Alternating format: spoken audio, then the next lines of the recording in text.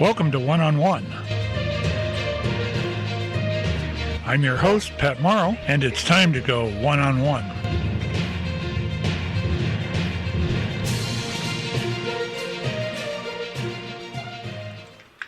Good evening, and welcome to the second edition of One on One. Tonight, we decided to do something special this evening. I've got a local author and a friend of mine from high school who I lost track of kind of after high school and on. Come to find out, she's a book author and has quite an impressive resume here. Without, I guess, any further ado, I can tell you that she does have film credits. She's an author for children's books. She has 9. She has 9 books. She's done films, and the story tonight is going to be fantastic. I can just feel this coming. So, without any further ado, I'd like to invite you to listen and introduce you to Beth Roose. Good evening, Beth. Oh, thank you for having me. I'm so happy to be here. Catch up too.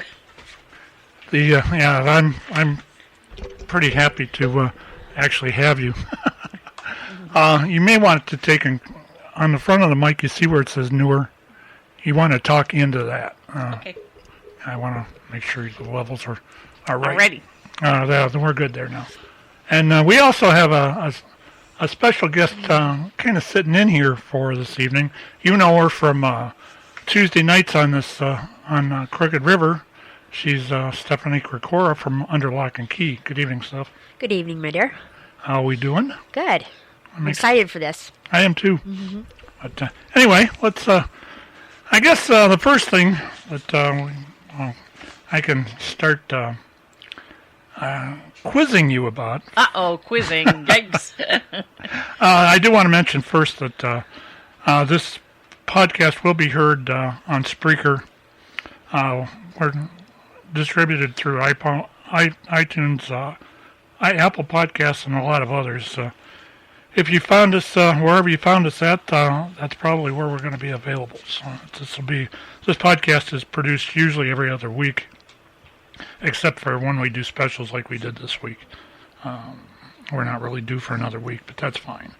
Anyway, Beth, I'm curious as to what went on with you after high school.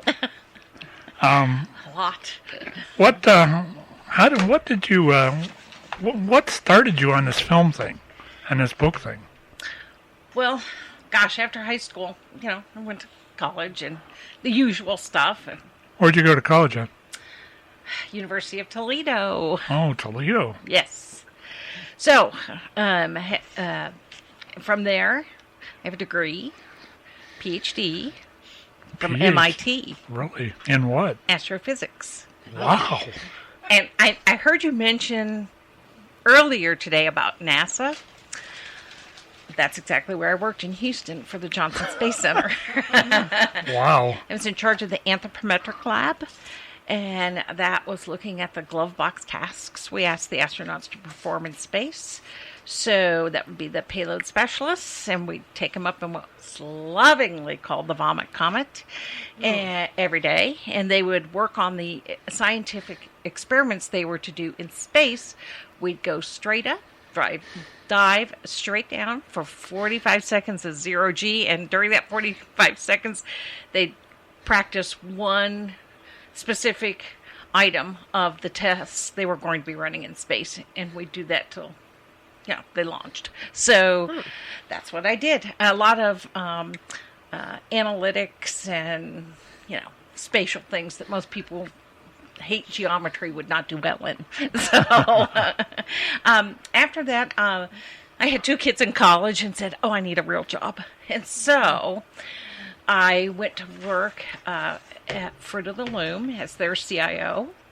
And I retired from there, and, when you're sitting around with, pretty much nothing to do, you start looking for things. I have a friend who gosh, she was the head park ranger at the Cuyahoga Valley National Park. Her name is Karen Kopchick, and Karen's a blast. She started the Polar Express program, and I'm sure most of your listeners, if they're around the Cuyahoga Valley area, certainly know of the Polar Express. Oh, definitely. Karen started teaching people how to be elves. She had no idea. She was a bigger computer nerd than myself. And so, poor Karen. And so I stayed after class and said, Karen, wow, you have to engage people. You can't just say, here's the book, read it, that's just not going to work. And besides that, the people in the back seats can't see what you're reading. I mean, they can't see the pictures, so we need to do some revamp work here. And she goes, oh, can you just take the class? I was like, wait a minute, I think I just volunteered for something I didn't think I was volunteering for. Right? How did that happen? So I became the chief elf instructor. And so we did artwork so that the elves could walk up and down the aisle as we were reading.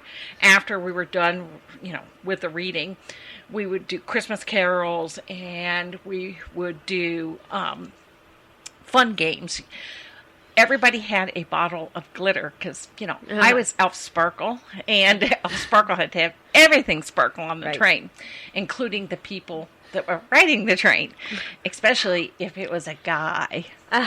So we would ask questions, and, the guys would willingly answer at first till they realized they had to have glitter for saying the correct answer. Are you still involved with the with any of that?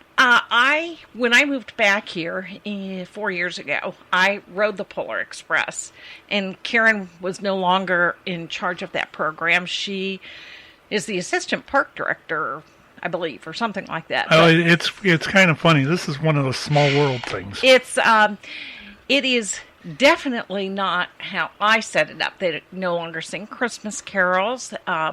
They no longer engage with the people. They read the book. They still have some of the artwork that goes up and down the aisle. Then they do nothing, and the kids are at that point going wild and with nothing to do. And then they come with their cool hot chocolate that's not hot, it's cool. And their cookies, which I'm pretty sure I almost broke a tooth on. And, it's nothing like the movie, where they're doing the somersaults down the aisle. Nothing like that. And then after that, it was nothing again until Santa boarded the train, or boarded that car you were on. And he walked down the aisles. I mean, no one was engaging the children. Right. And they were running amok. So it was nothing at all. So no, I'm not volunteering for them. Well, it's kind of funny because I'm with an amateur radio group, and a couple of the guys that I know from that group are actually conductors on that train now. Oh, I love the train. And in fact, this guy by the name of Anthony is one of my club trustees, and he loves that thing. He's got his own train clock that every time you talk to him on the phone, you can hear a train going by and everything. It's pretty sweet. Well, and the I ride it all the time. I do the dinner or breakfast train. I think it's just totally awesome. It is expensive, but it's the dinner is well worth it. The last time I rode, the chef was the chef from Bernie Kosar's restaurant. Oh, sweet. So it was good food. I had heard he was working there. Yeah, so it was very good food. I can't see now. It's been, I don't know what they're going to do once this COVID bit's over with and we can all ride the train again. So, is it year-round? How's the COVID thing affecting you? It's been shut down since the president and DeWine shut it down. It's been shut down. But besides that, it is year-round?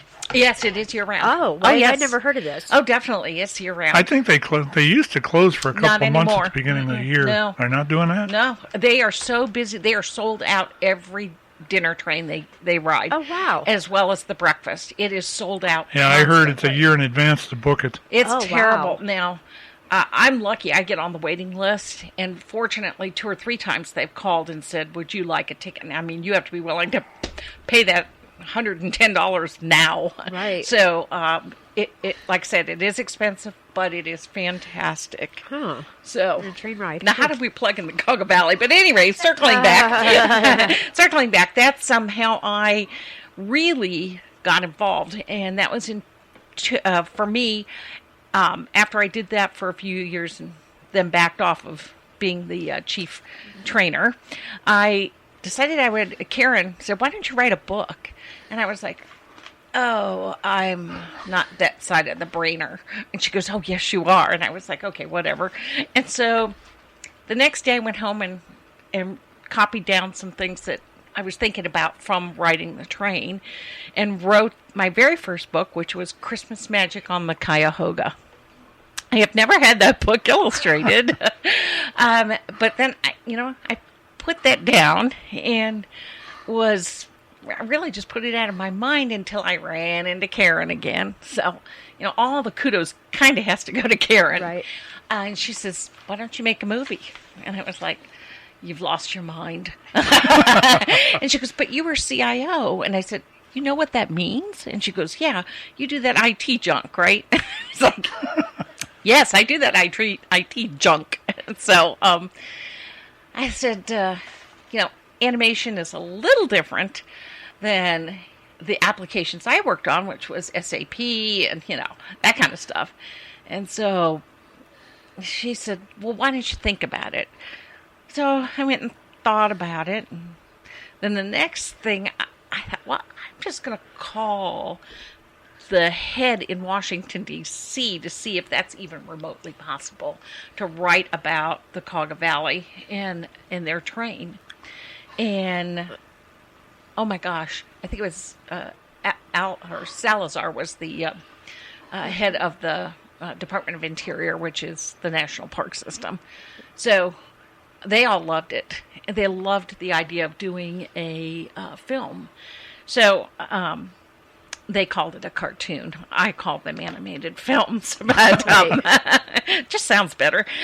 So I did my first film, which is Elf Sparkle Meets Christmas the Horse. And since I was Elf Sparkle, I certainly understood what a protagonist was, which is someone in charge and, a woman in charge. That was kind of ahead of, Right. I don't want to be a token woman, which kind of is what it was like to be, I shouldn't say this, at Fruit of the Loom, but I'm going to be the token woman. And, they didn't even try to hide it. So, I wanted Elf Sparkle to, have a can-do attitude, and that people would go to her for help, and and she'd still have compassion and such. So we did the first movie, and when selecting who would be in the movie, the first thought was, okay, who's going to be Santa? So I said, what celebrities are from Ohio?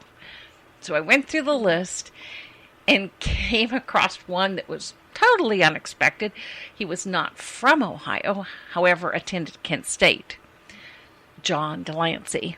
And anyone who knows John Delancey knows his voice. He is best known as his role as Q from Star Trek. Yeah, Mr. Delancey has a little more history with me, because I used to be, and I'm not really proud to say this, but I used to watch soap operas. Oh my! And I would come home from work or whatever, and this was back in the VCR days. And John Delancey was actually on Days of Our Lives. Mm-hmm. And the thing with that is he had this little girlfriend on that show by the name of Calliope Jones. And I had a crush on Calliope. That was all there. I thought she was a really sweet-looking little woman. But we won't even go into that. I think we already have. But because he was kind of your scientific type, if I remember rightly, he was always getting into trouble, and they ended up writing both the characters off, and I don't think I ever watched it again. But I do. He's got one of those voices that when you hear it, you know him. You know immediately. I remember scrolling through TV one time, and there was a little special on the Bermuda Triangle, and I heard the narrator, and I went, "Oh my gosh, that is John Delancey!" And so I looked it up, and sure enough, it was. I'll tell you what. I've got a clip from him. Let's do this. This is off of the one Christmas story. Okay. What was the name of this? Elf Sparkle Meets Christmas the Horse. That's correct. Elf Sparkle. I've got this. So hang on, just let me mute us here and play this bit. Now, let me see. It's the first test flight of the season, so we won't be loaded down with toys, and I haven't been enjoying nearly as many baked goodies as I should. No, I imagine I'll only need 1 or 2 reindeer. Vixen or Blixen? I know, I've got it. How about Prancer and Dasher? Would you kindly do the honors this evening? We'd be honored. Positively honored, Santa. And I'll just say those reindeer were played by John Walmsley, Jason from the Waltons, and John Provost, who was Timmy in the Lassie series. The John Provost. I knew that name. Yes. I didn't realize that was. Yes, he's originally from England, so it wasn't a stretch for him to do a British accent. Wow, I'm just floored. Well, Delancey, he came from a showbiz kind of background. His dad was the head of the Philadelphia Philharmonic. He was the head oboist, and he made sure after John graduated Kent, he went on to Juilliard. And so he graduated from Juilliard, and his first gig was with Days of Our Lives. And then he went on to some other things and landed the role of his life as Q from Star Trek. So I'll just say this. We did the Houston Dog Show, and I brought him so he could sign, as Christmas the Horse and whatever. And John Provost, we brought him because of, obviously, Lassie.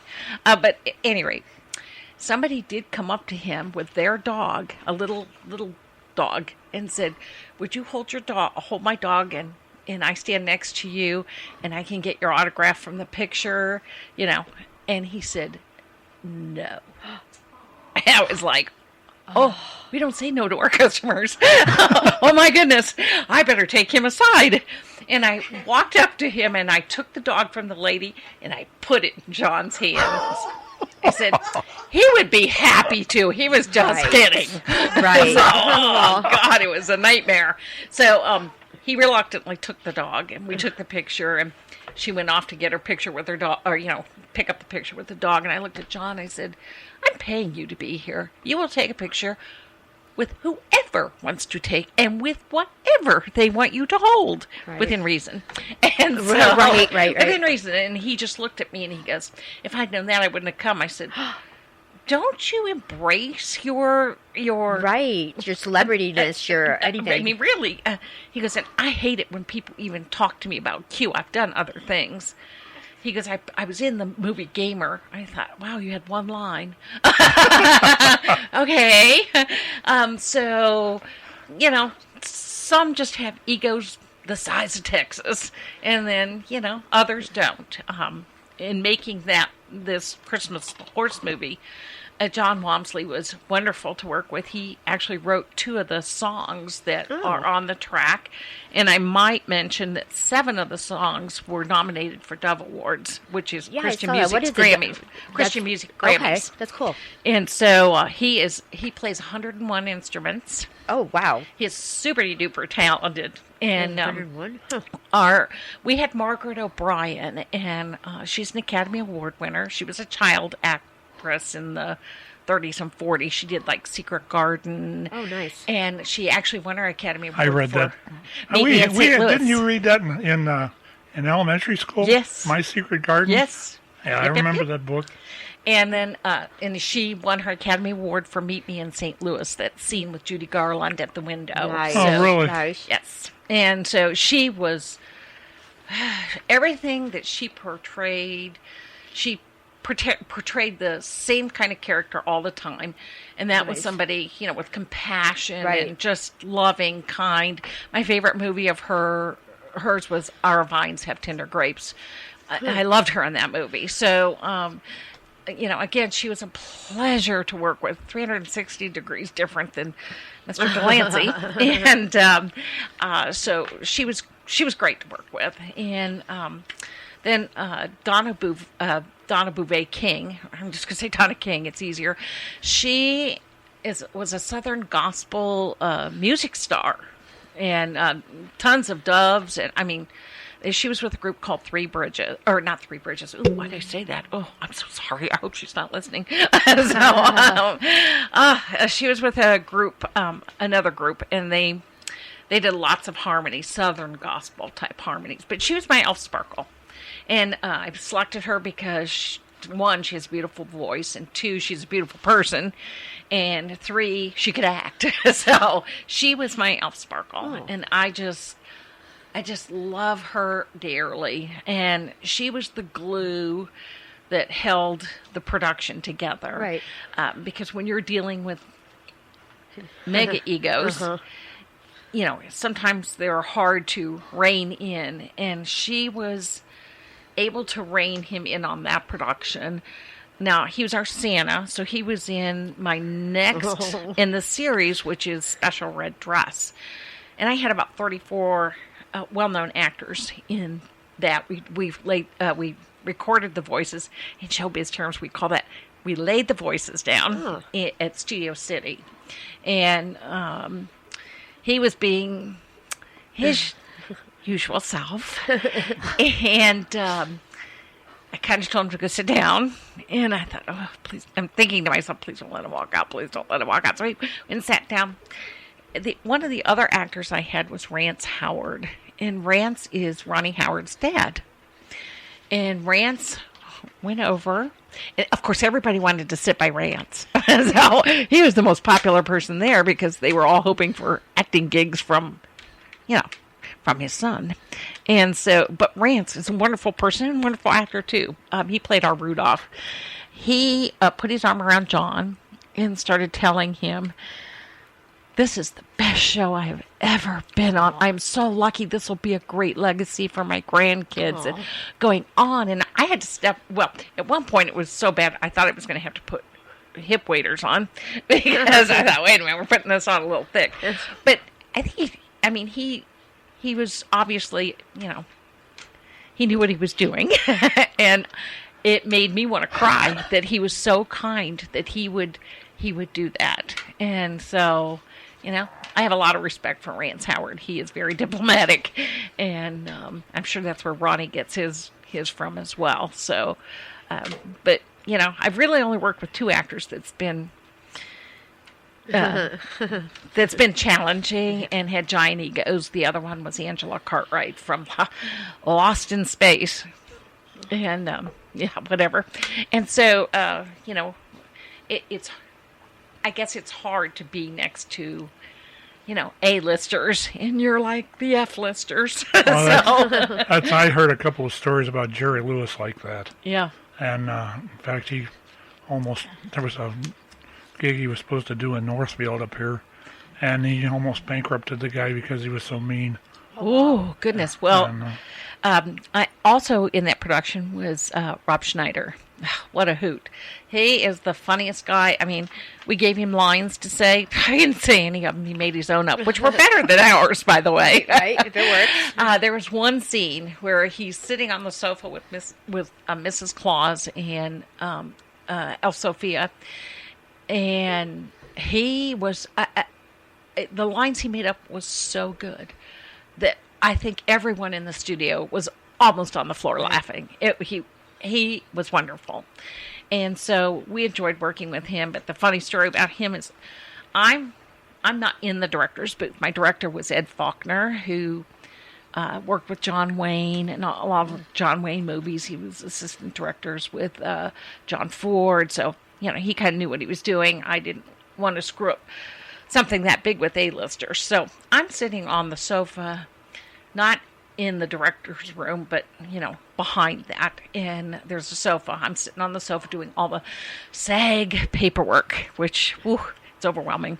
So I'm filling out the paperwork. In comes Rob with his entourage. And he jumps on the sofa, and I'm like, whoa. Like Tom Cruise Okay, and he sits down, and he said, "Is this the director's couch?" I was like, okay.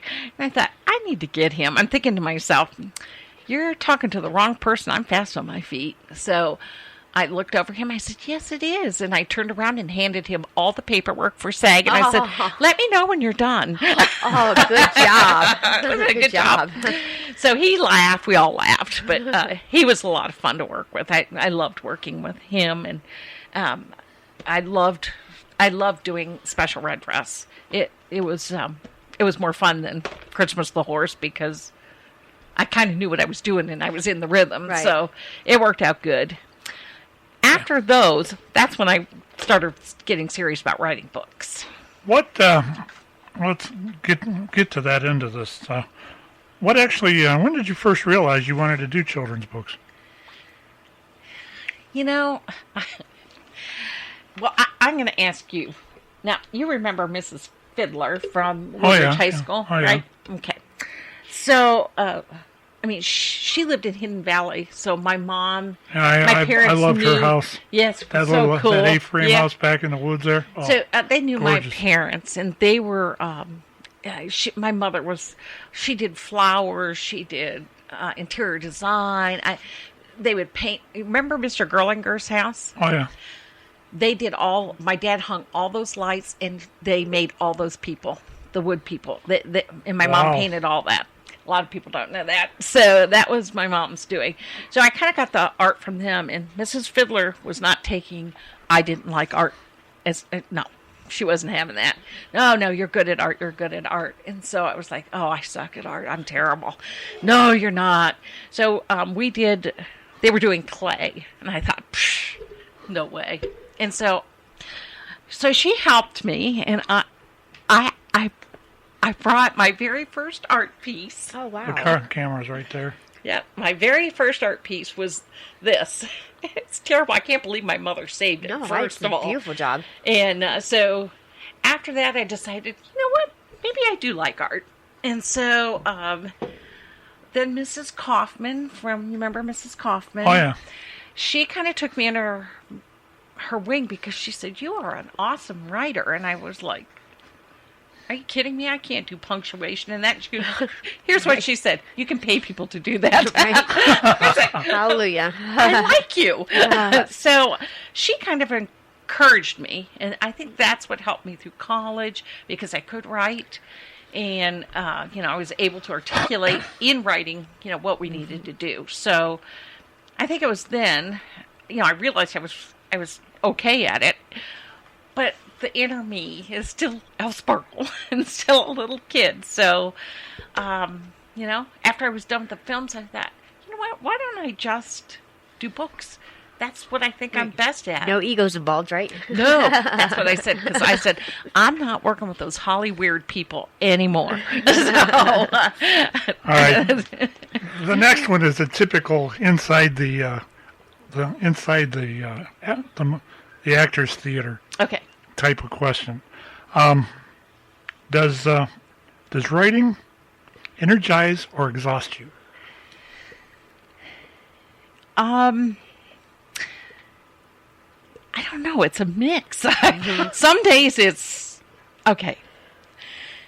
I do my best writing, and I can write like that new book that just came out. It's like #1 on Amazon, in the children's section. I went down to the Cuyahoga Valley, and yes, I know we're supposed to be sequestered, but don't tell anybody. I went there, and I went down to Brattle Falls, or whatever you call it, Brandywine Falls, and there was no one around. I thought I had no chance of running into anyone but Bigfoot. I'm good. So I went down there, and I sat by the falls. I actually sat down, right on the deck, and there's a deck that overlooks the falls, and I wrote that book in 20 minutes. Wow. 20 minutes because I was channeling Elf Sparkle again, and it was about Santa's lost keys. And what gave me the idea for the lost keys was I locked my keys in the car. It's terrible. I realized that when I shut the door and forgot my writing pad. I was like, oh no, my keys. Oh, my keys. Now what am I going to do? Thank goodness I had an extra key in my purse. Of course, I carry everything in my purse. I guess I was waiting for that let's make a deal when they go around, Nice. and you pull everything out of your purse. Yeah, so one of those kind of purses. So at any rate, and I don't know. So I had keys on my brain, but 20 minutes done. Now, I wrote the book, had it illustrated. Beck Sutton out of the UK. She's my illustrator and art director. She illustrated it. Well, actually, Phoebe Cho illustrated it. It was her first book. And so my art director fixed it up a bit. And so I got the proof back, the PDF of what Bex did, and I was like, oh my gosh, I hate this book. I hate the illustrations. I hate the story. I hate everything about this book. I'll tell you what, I'm not ordering any of these books. Go ahead and upload it to Amazon, but I'm not ordering. I hate this book. It's the worst book I've ever done. I'm ashamed. What happens? It's bestseller. I was like, wow, I need to hate my books a little more often. So, I think people just you reach a frustration point, especially if you have a block. So when I have a block, rather than be frustrated, I just turn on one of my 50 sci-fi movies that I dearly love. Like, I'm missing the 50-foot woman tonight to be on the show, by the way.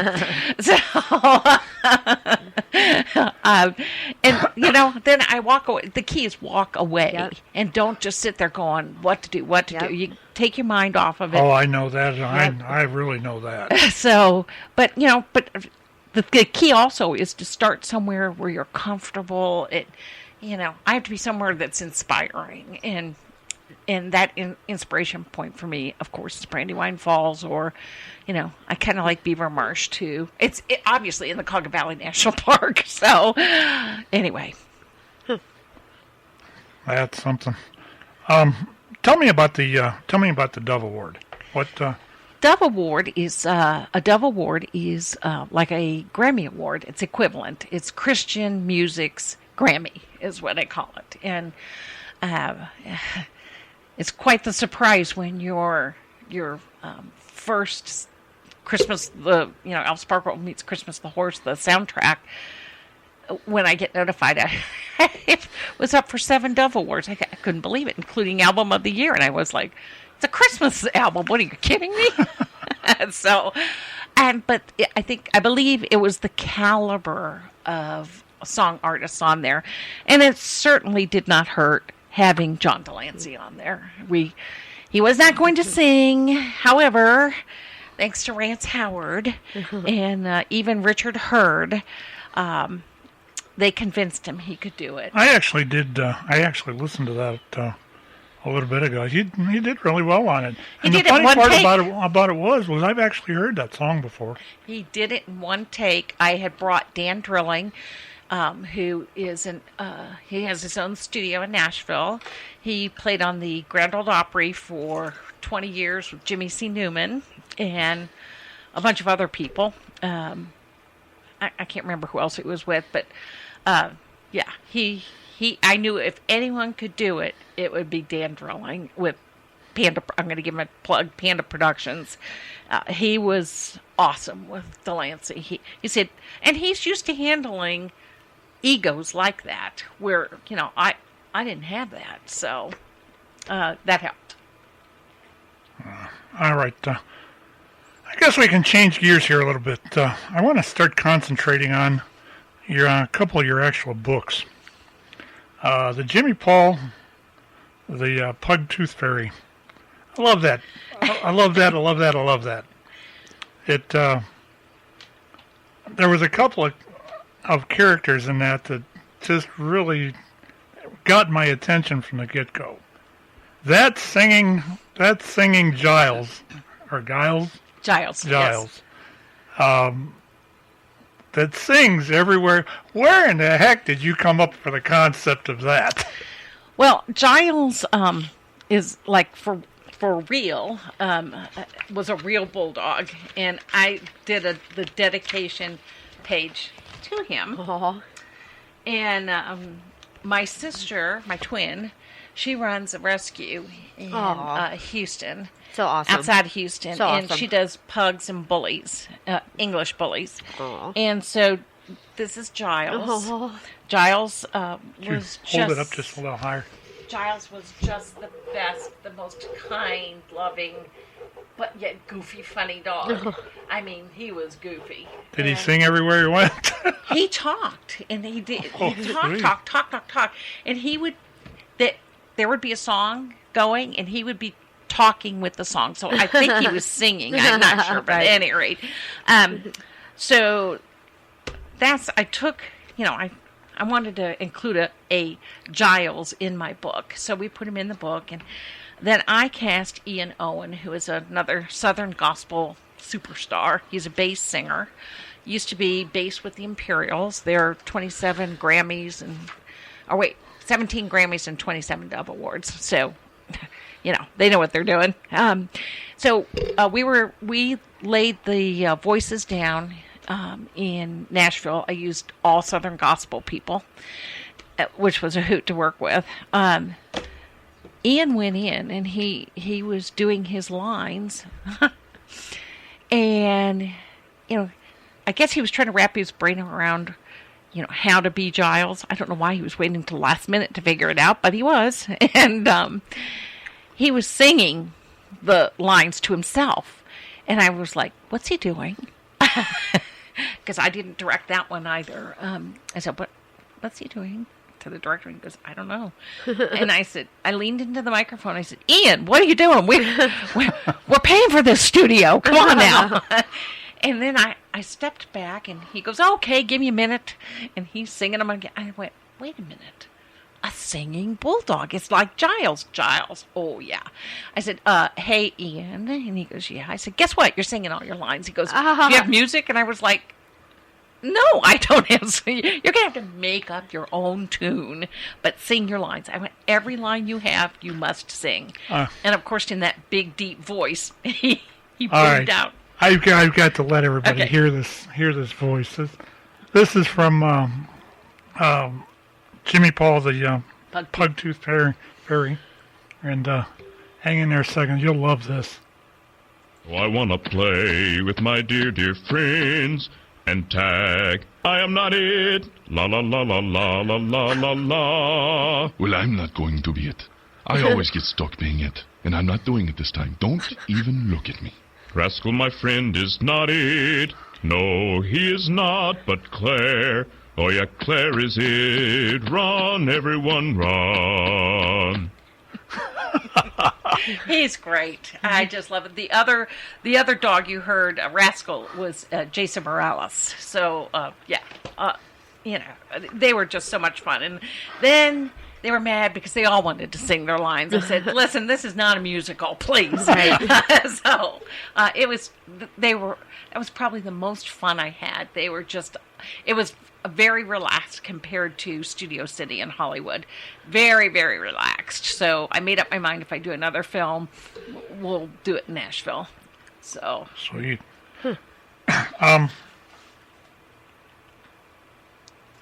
I guess the next part, or the next place we should probably head, since we were talking about the Jimmy Paul thing.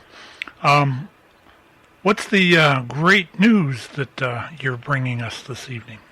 Oh, that great news. Yeah, that great Well, I received a call from a producer in Hollywood that reviewed or had heard and watched Jimmy Paul the Pugtooth Fairy and the Elf Sparkle Meets Christmas the Horse. And, of course, she went on and on how much she loved them. And, first thing I'm thinking, scam. This is a scam. Right, you have to nowadays. They must have think I got my $1,200 check or something, Right. So I I mean, I don't mean to, but You have to. you're inundated. Someone like me is inundated all the time. Either you're getting people that come up to you and say, "My kid's the best actor in town." You just like you're rolling your eyes, going, "Oh, that's nice. Give me a call. Here's the wrong phone number." So I'm just thinking very negative, like as she's talking. And I thought, whatever. And so she says, after I tell her a little bit about the production and all that good stuff. She says, "Well, we don't really need to talk any further, but I'll just go ahead and tell you I'm with Disney." I thought I was going to fall out of my chair, and I thought, for sure, this is a scam. And I'm just listening to her, and she goes, "I'm a producer.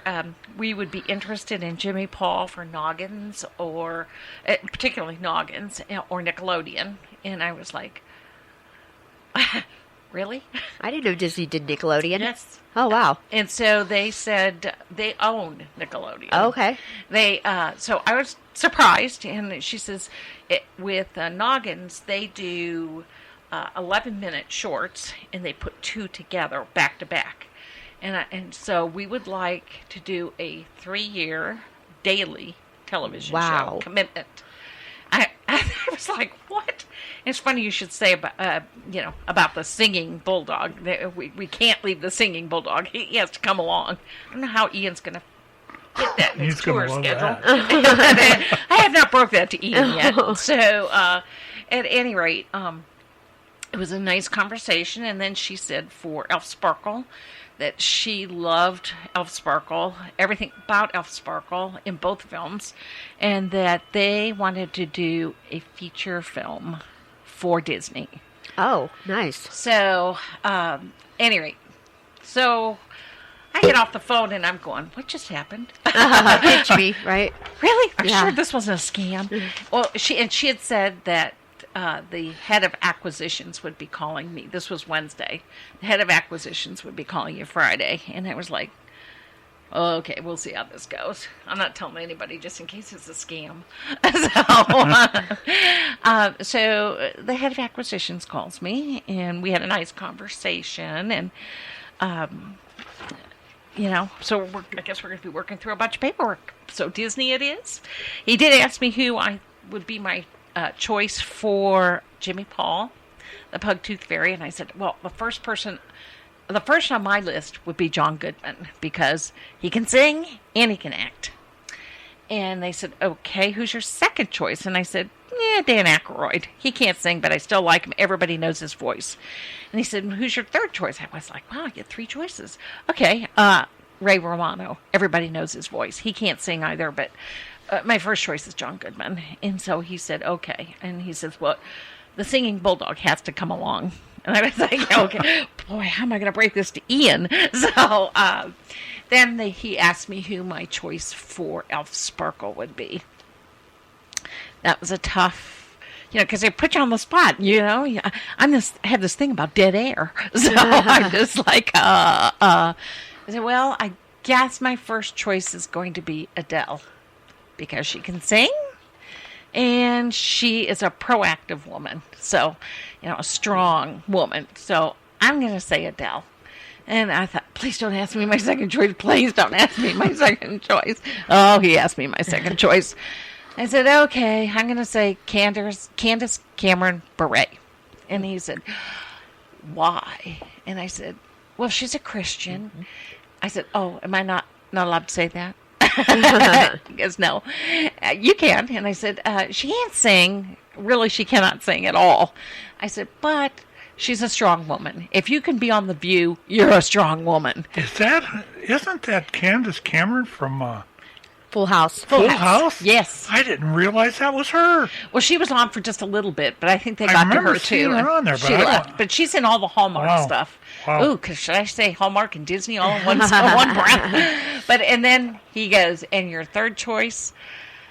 I said, well, I know you're gonna.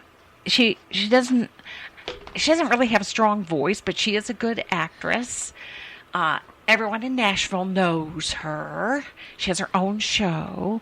And he goes, who the Hecker, he didn't say heck, but you can imagine what he said. Are you talking about? I said, Kelly Pickler. And he laughed. And I mean, he must have laughed for a good 30 seconds.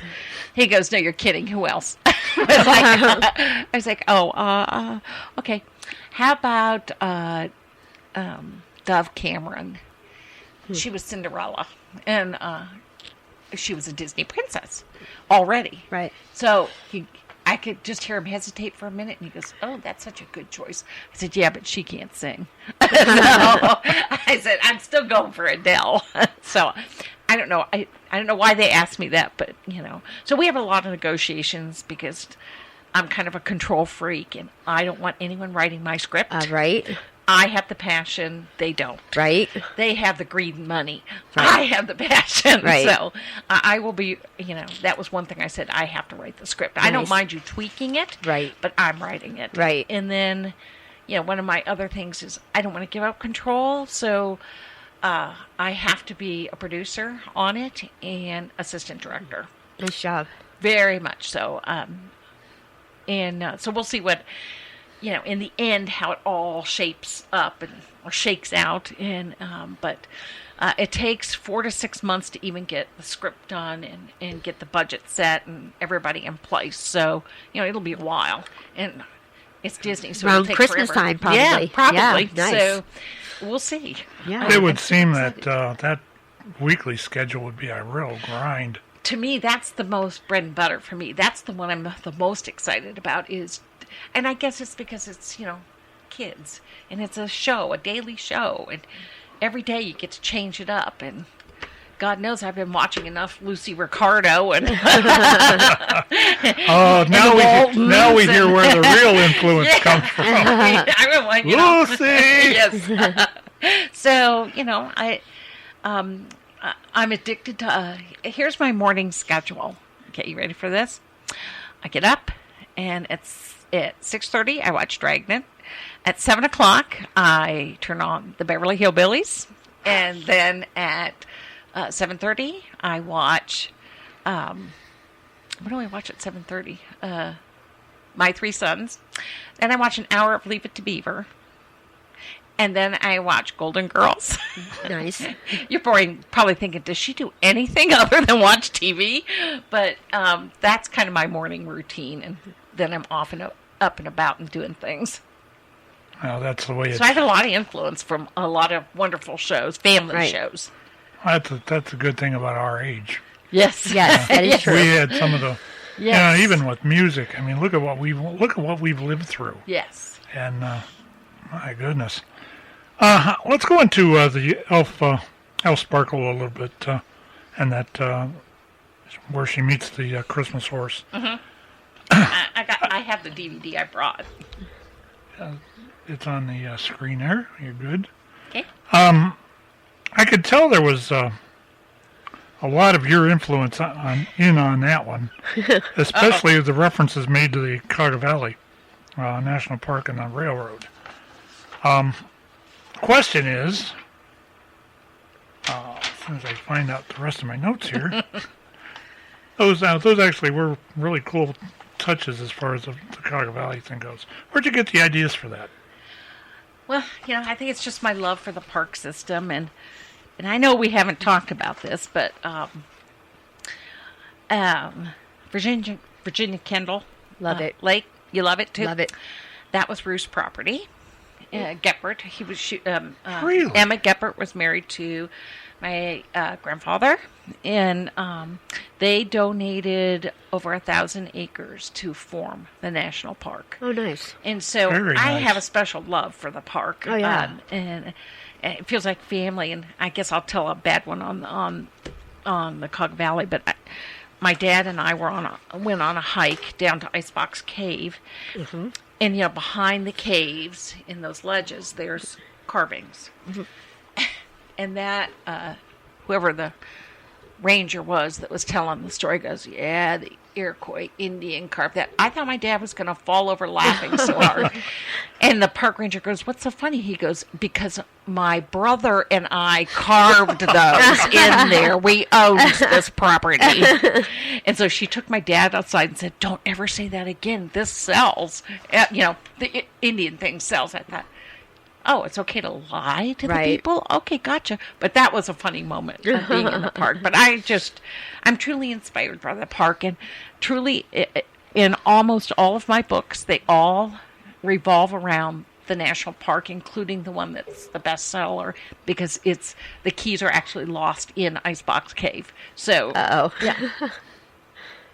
I can't help myself. I love the park. All right. Here's another one of those Actors Guild questions. Uh-oh. Anyone from your early life that you'd like to thank? Anyone from my early life? I thought, well, obviously Mrs. Fiddler and Mrs. Kaufman. I don't think I could have made it through high school truly without Mr. Ziegler.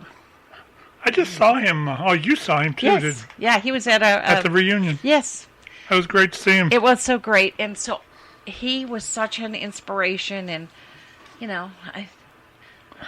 sure wasn't the little guy I remember. No, he wasn't either. But he was an inspiration to me. And he helped pull me through some dark days in school.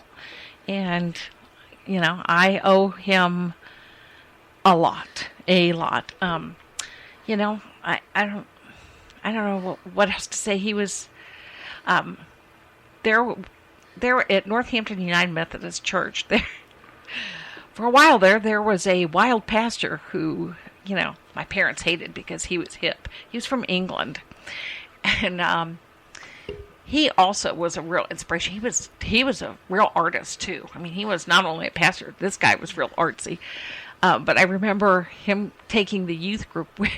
We walked to Blossom Music Center from Northampton United Methodist Church and saw Peter, Paul, and Mary. We walked home, and boy, did we get in trouble. And, he got deported for that. Oh, they deported him for that. So it was sad, but he was an inspiration for the little time I knew. His name was John Roberts, so he was awesome. I don't know what happened to him, but he was great. And gosh, I don't know. Those were my inspirations. They were actual teachers. All right. Well, I'm going to include Karen Kopchik too. I mean, she was later in life, but she was an inspiration as a park ranger. The Crypt Kickers. Oh, no. No. We got to talk about the Crypt Kickers. No. Really, Beth? Really? Oh, boy. Okay, so I owned a channel on Roku called Cinemagic. And, oh, boy. So we were always looking for new shows, so I thought I would do a show with, of course, here we are back to kids. I'd done a pilot called Kids Take Nashville, and so we used some of the kids for a show, and two of the hosts they didn't show up. And I thought, oh my gosh, I've got cameras here. What are we going to do? And one of the mothers says, there's only one choice. And I said, who? Which dad's doing it? Who? And she goes, no, you. And I was like, me? I'm not I have to dress up and, oh, man. But it was the only choice. It truly was, because... And so, yes, I had to do the Crypt Kickers. And it was a Halloween special. Oh. How many of them did you do? Just one, or? We did the pilot for Kids Take Nashville, which was professionally done, and then we did a 4th of July one, which was a horrendous mess. The gal we used, I won't even say her name, for the host. Elvira. No, for 4th of July, she was. Is there a category below awful? I did not even send that in. The Crypt Kickers actually aired on AMG TV. I was like, gosh, I hope nobody I know sees Well, this. it's funny because when I was researching you, the Crypt Kickers was about the third thing to pop up. Oh, And I thought, we got to talk about that one. Sad. Oh, boy. Somebody did see it. All right, I know you're a Browns fan. Oh, What do you think? What do you think about the Browns this year? they have a good shot at doing good. I'm not saying they're going to make finals or do anything like that, but they're going to do really well this year. They recruited some good people. Wasn't my choice for the safety. But anyway. Yeah, but I Simmons. think he's going to be adequate enough. He will. I wanted the hybrid guy. I don't know why they took and traded out of 41 to go to 44. I don't know. That was stupid. They must have got an extra draft choice Maybe. or something. I don't know. I think they're going to be good. I can't wait. Go Dogs. Ruff, ruff. What'd you think of the draft overall? It just seemed like it drug on forever. And it just took longer. I'm going to tell you, though, it went faster. Really? Some of the, back before this all started going on, you would have 10 or 15 minutes between the picks. Right. And then they would go to interviews, this and that. Those picks were coming out 2 or 3 minutes apart. I don't know why it seemed like it was taking forever. Because I'm trying to listen to your podcast, and it seemed like everyone was calling me then, and it's like, really, people? I'm trying to watch the Browns here, who they're going to get. So, yeah. But overall, I thought it was good. You didn't have all that back and forth crap. Yeah, there was a couple of things that shouldn't have been showed. I guess Odell Beckham was ticked off because of the fact that who cares? they showed his Who cares? stuff from 20 years ago. Who cares? I hate him. I just say it right now. I can't stand him. Why don't you tell us how you really feel about it? Yeah, brother. Ugh. Anyway. All right, let's get back to serious now. Okay. What's something people seem to misunderstand about you? I go for the good questions. Okay. So I think I'm usually a positive person, but I smile all the time. I must be crazy. That must be it. And so people mistake that all the time as being easy to walk on, run over, do whatever. I've been to emergency room before with a burst appendix in so much pain, but I smiled when the guy came in, the doctor came in and said, "Hi, how are you doing?" And so I'm going beside her, and she goes, "Yeah, right." I was like, "No, really, it does." So, they misinterpret that. I don't think they take me seriously. They actually, I know in high school, no one thought I was smart. They all thought I was stupid. Even my parents said, "You're stupid." But I think all parents back then said, "You're stupid," so it doesn't matter. So I think that's another big misnomer. You don't get into MIT if you're stupid. So This is true. You don't get a PhD that way either. Yeah, either. So, I think that was an underestimate, let's just say, of my abilities. What's the most important thing you've ever learned in your life? Well, when you ask me that, the first thing that goes to mind is what my grandma Maple taught me. And the first thing she'd start out is, "You don't want your life to be the wreck of the Hesprees." I never knew what the Hesprees was. Okay, I don't want to be a Hespree, whatever it is. And she said, "You have to put others before yourself. Always, always, always." And then she would say, "And I want you to believe in yourself when no one else will." And so she said, "That's hard. That's the hardest thing I'm ever going to ask you to do." And so, yep, that was it. Thanks, Grandma Maple. What's your favorite word?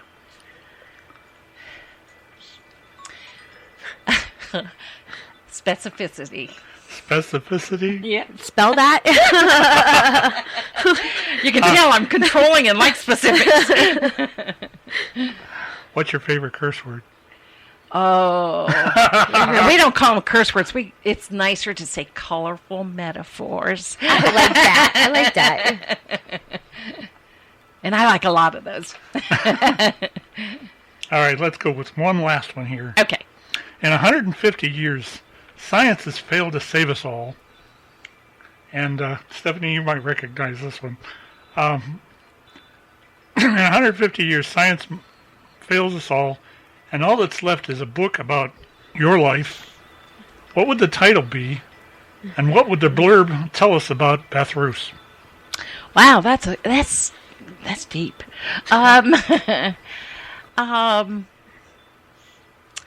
to Stay Positive would be the name of the book.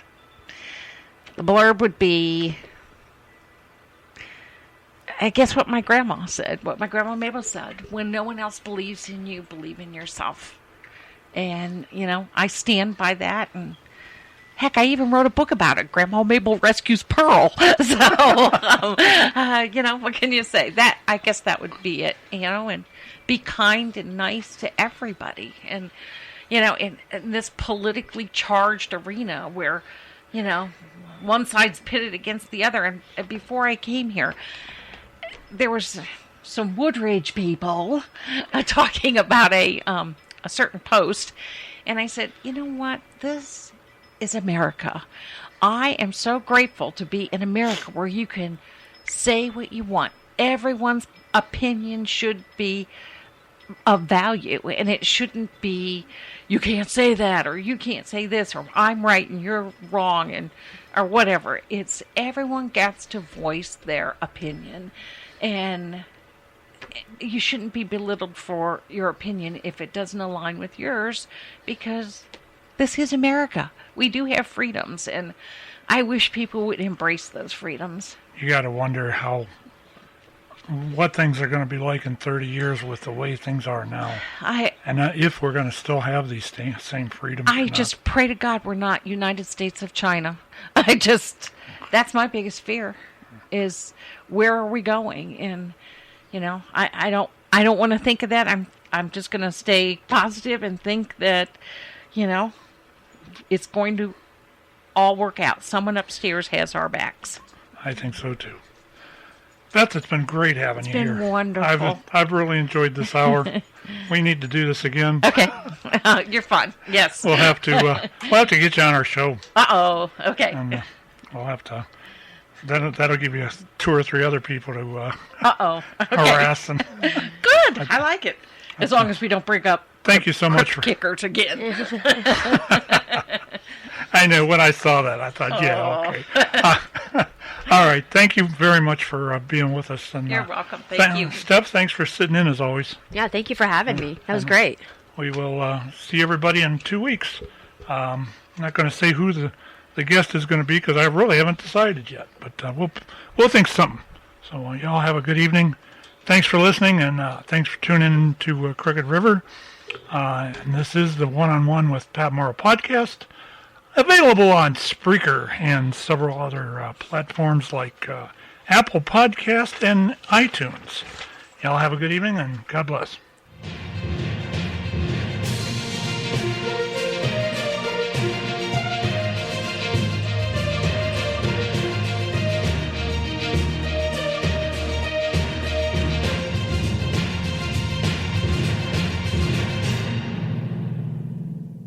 One-on-One with Pat Morrow is a Crooked River Media production.